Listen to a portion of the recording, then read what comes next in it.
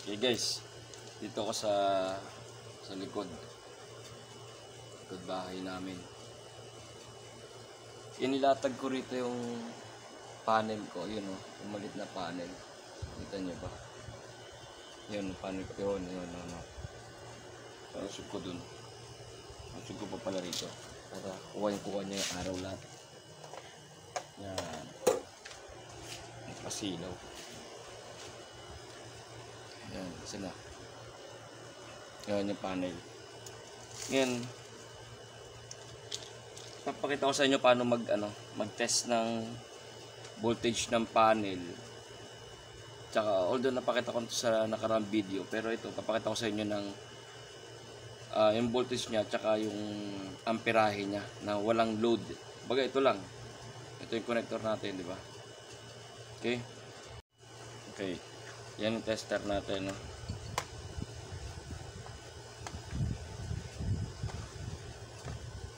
Naka-DC yan. Test natin muna yung voltage. Okay.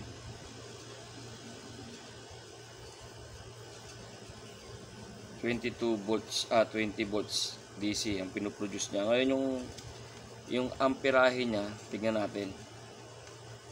Okay. Ito yung tester natin. Lilipat lang natin dito sa may ampere. Yan, lilipat natin dito.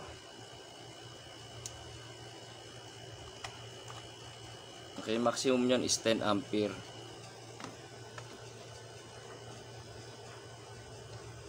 Ngayon, tignan natin kung ilan yung mana. Same. Yan pa rin yun. Tapos, yung nut natin lalagyan natin doon sa may 10 ampere dito. Ito guys, ano ko na.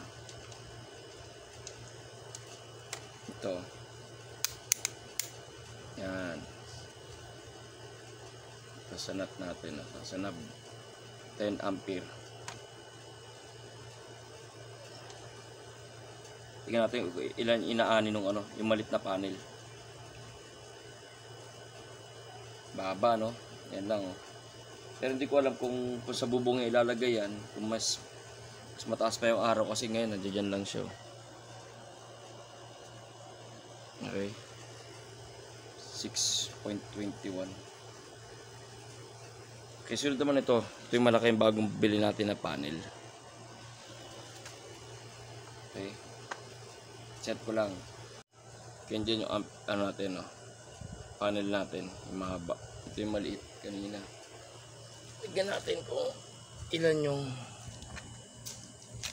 voltahe niya. Nakita natin dito.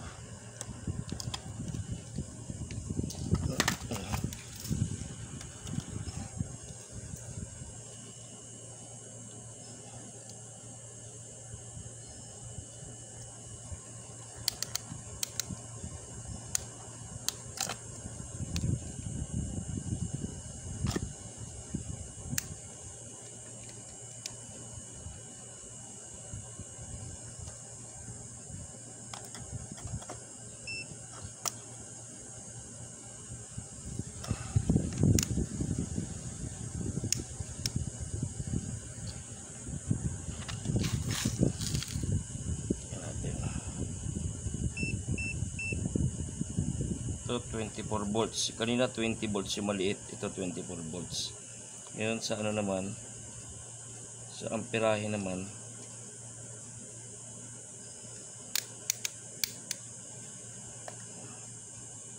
okay, nasa ampere setting na tayo, no? Natin kung ilan yung kinakain niya. Ganun din.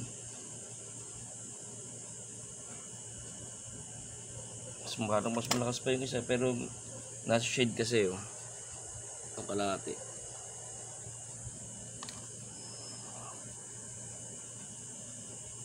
Baba yan. Paano makakapag-charge yan? Akit ko nga sa bubong. Okay, dito na ako sa bubong guys. Nakabilad na yan dyan. Okay. Natin kung magbabago.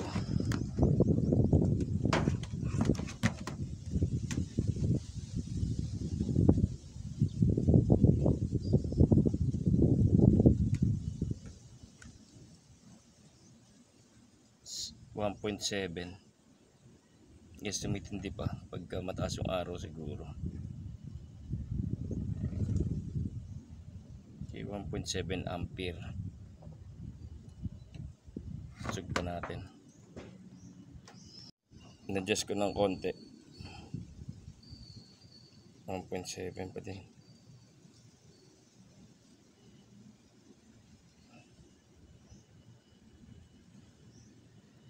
So 1.7 lang ang harvest niyan. Bababaan ako. Ayan siya.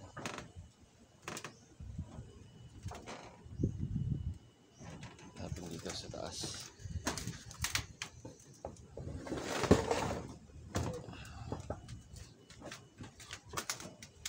Dito sa mas matingkad.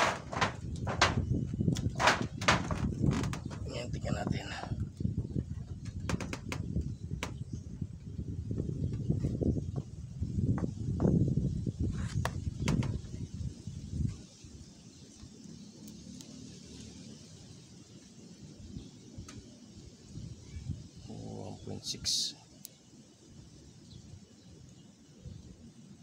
Yung 1.6 siya dun.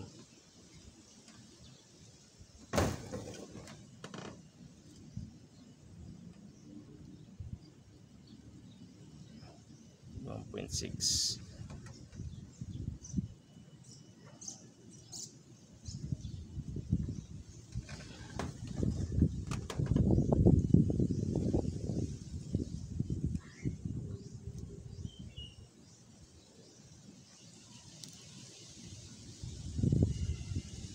1.6 siguro 1.7 nga yung pinakamataas. 1.6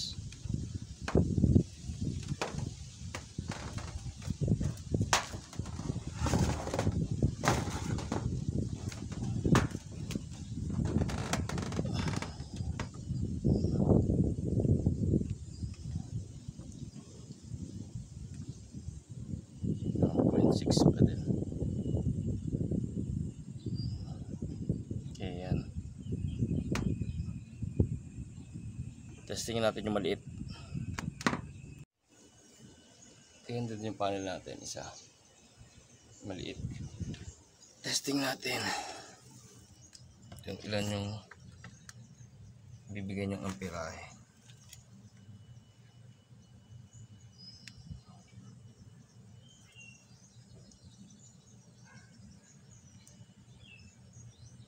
Wala, 6 talaga. 0.6, isa 1.7. Okay. Okay guys. Init sa bubong. Okay. So kung itong maliit na panel na to guys, yan, itong maliit na to. Okay, kumukuha, sabi niya rito, ang rated niya is 150. Ang sabi niya, rated niya. Yan o. 150 watts. Okay, pero kung titignan natin sa binabato niya na hinaharvest niya, na amperahe, 0.6. Di ba? 0.6. Kahit sabihin mo ng 1. Okay, kahit sabihin mo ng 1 ampere. Sabihin mo ng 1 ampere. Ita-times mo sa 20 volts. Okay? 1 ampere times voltage, ampere versus voltage equals wattage. So kung sabihin mo ng 1 ampere, ang ina-harvest niya times 20 volts na binibigay niya kanina, lumalabas lang yun guys na 20 watts lang yun. Eh nakalagay rito 150. Dito 150. Okay? So hindi ako satisfied doon sa ito kasi normal ginagamit ko pang electric fan, okay lang yan, mga pambati-baterya. Pero kung sabihin mo pan-charge ng ganito or ng mga 20 amp hour or 25 amp hour or 100 amp hour, yung ganong kalaki na panel yun na unrated niya na binili ko sa Shopee is 300 watts. daw. Ang hina-harvest niya sa 1.7. Kahit sabi mo na, i-round off mo na, sabi natin 2 ampere. 2 ampere times 26 volts. O kasi mo na 30 volts. Kasi umaabot siya 26, 27. Sabi mo na 30 volts. So, ang lalabas lang nun is 2 ampere times 30 volts equals 60. 60 watts lang. Yung gantong kalaking ano.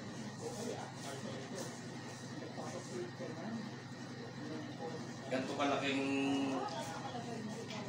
panel na sinasabi nila. So, although ito, wala naman siya nakalagay na rated. So, tingin ko nito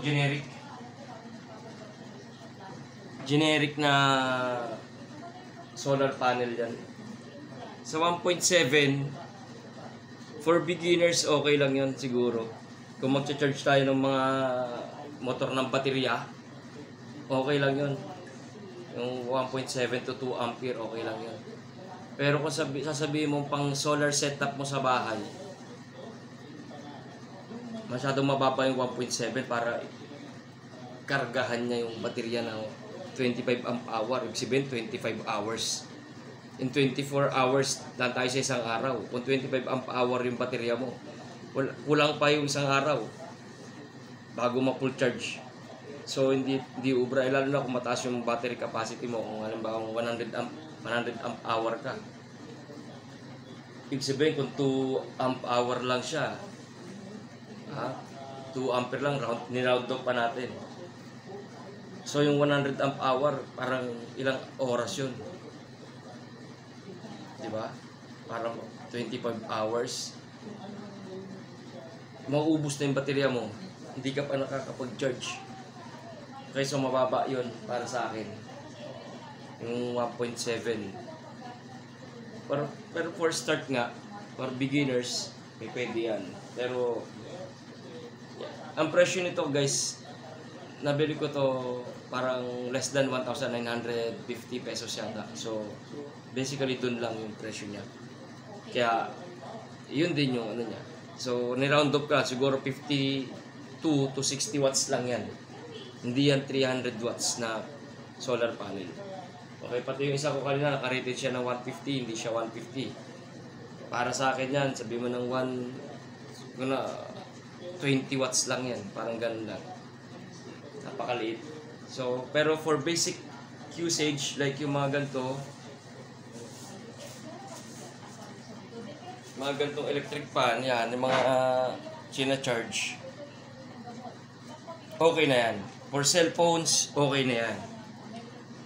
Kung cellphone lang, cellphone charging lang gagamitin natin, okay na yan. Pero kung sabihin mong heavy usage, like electric fan na conventional lang, hindi yung mga solar type, hindi uubra yan para sa charging kasi bago niya makargahan yung baterya, ubus na. Hindi sila magmamatch yung higop ng appliances tsaka yung harvest niya. Hindi magmamatch, mauubos yung baterya, wala, nonsense. Okay? So, yan lang paano mag-test ng solar panel na walang load. Yung last time na pinakatsa ko sa inyo, may load, yung gumagamit na yung clamp ammeter. Ito, rekta, walang load. Okay, so hanggang dito na lang. Peace out.